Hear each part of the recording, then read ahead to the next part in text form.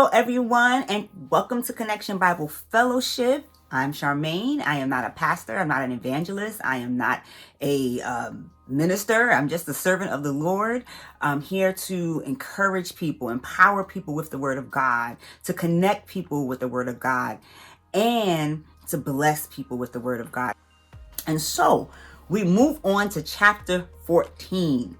Right? That was really good, right?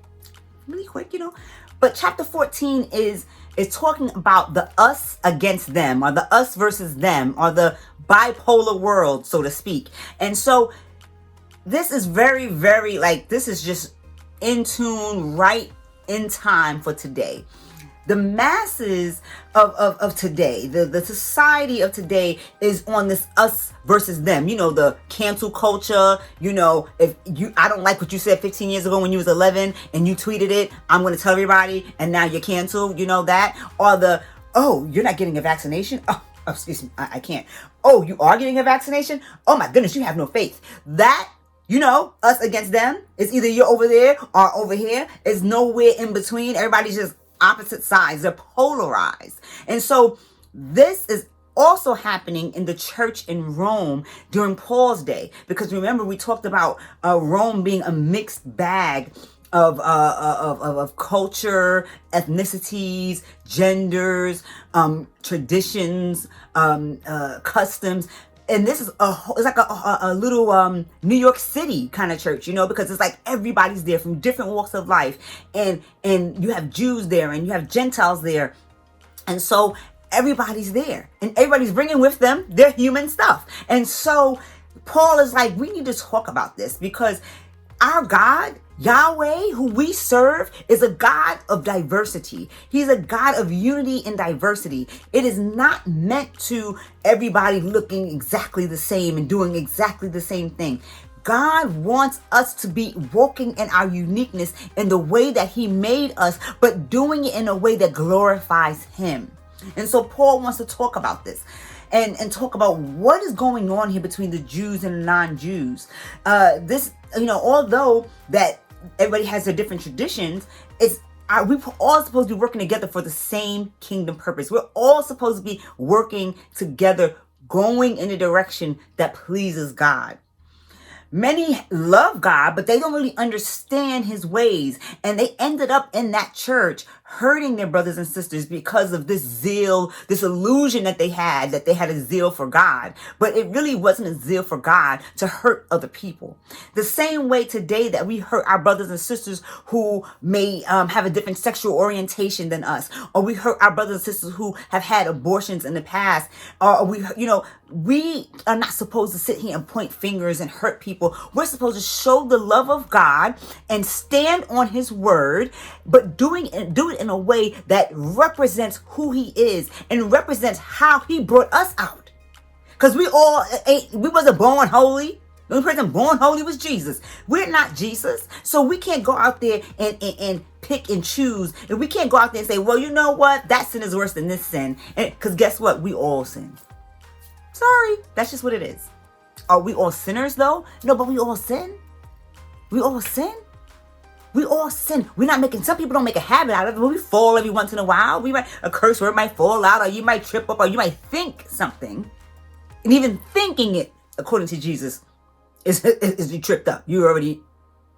But thank God for His righteousness. Thank God that we can get forgiveness. Thank God for that, right? So we are very much the same today with overzealous people who claim to be believers but representing God in an awful way. Throughout history, there's always been a group of people that thought they were better than the other group, and then there's always a group of people that's more powerful than another group, and then they oppress another group. Today we see that very much when it comes to the man-made idea of race. There's only one race, the human race. We are one blood, one species, one race. So race is a made-up concept. As you can very well see, I am not black. You know, black is a color and I am not black, right? And what race is black, right? There's no race that is black, right? There's no race that is white. People come in all shades. You know why? Because our God is an artist. Our God is amazing. And so he doesn't have to be put in a box of black or white.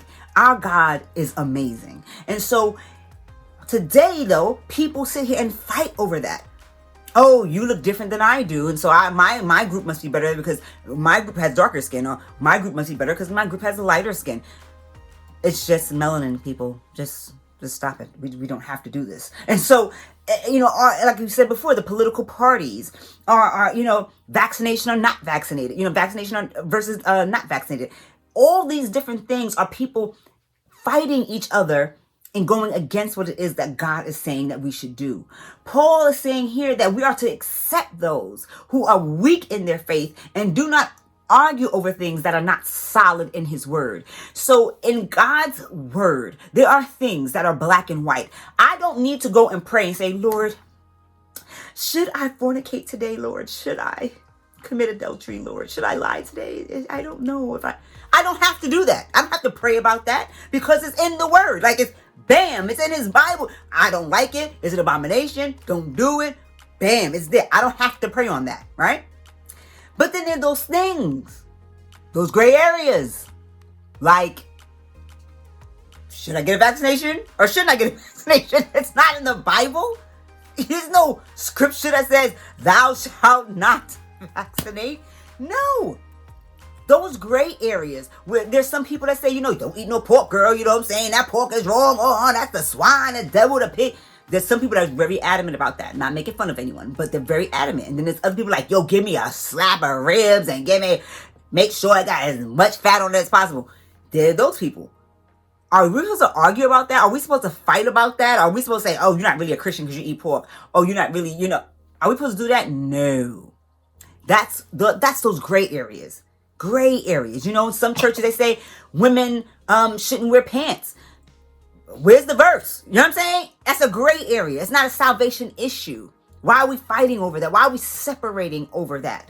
And so this is what Paul is saying here, is that it doesn't matter what, you know, that you have these small differences. These are gray areas and it does not do anything. And it says in verse 5 of chapter 14, it says, let each be convinced in their own mind. Meaning that you don't have to argue with these things and you don't have to agree on everything. As long as it's a gray issue area, you don't have to agree on it. There are some things in the Bible that you have to agree on because it's in the Bible. Like there's nothing is black and white. But there's so many areas that's really gray because I believe that God leaves that there because we're individuals. He made us individually. We're not clones of one another. So I might not feel a need to get a vaccination. I may feel like, you know, I don't feel any conviction. The Lord is not pressing me about it. I'm just kind of like laid back. And there's other people that are like, no, I really need to do this. Like I really feel the need. It's not even coming from a place of fear. It's just coming, the Holy Spirit is discerning things about this person that says, you need to do that because that's what's best for you. You see what I'm saying? And so who are we to sit there and say, well, you're not right because of this or that when it's a gray area in the word of God? So he doesn't want us to condemn our brothers and sisters just because we don't agree on certain gray areas. Leave condemnation to Jesus. Leave him to condemn and judge the world when the time comes. We are all to stand. All of us will stand before God. We will stand before the judgment seat of Christ. And we all have to give an account for our own selves. I can't step in for my daughter and say, hey, God, give me 1 second though. But that's my daughter right there. Let me tell you about how I looked out for her. He's going to be like, nope, step to the side. She got to talk for herself.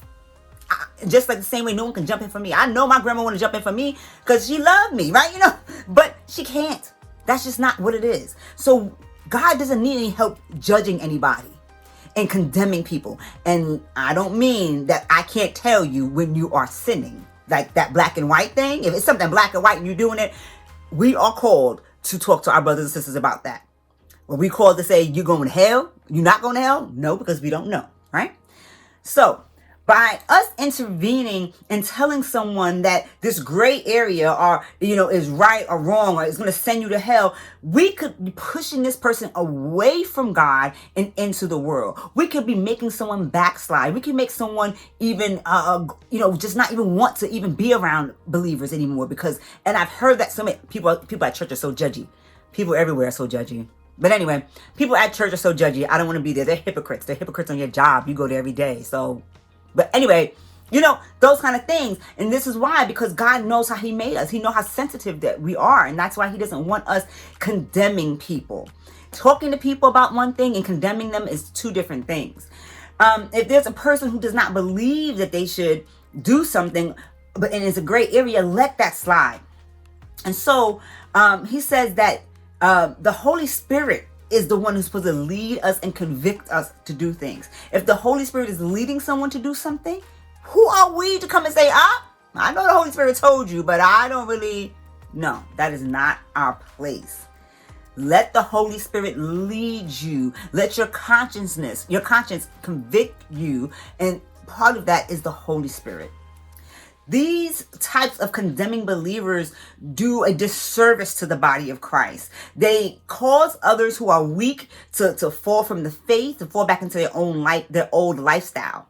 The kingdom of God is not about what we eat. It's not about what we drink. It's not about vaccination, political parties. It's not about us versus them. It's not about cancel culture. The kingdom of God is about righteousness. The kingdom of God is about peace. The kingdom of God is about joy in the Holy Spirit of God. And so that is what we should be talking to people about. If anything, talk to them about those things. Righteousness, peace, joy. That is our call. That is what we're supposed to do.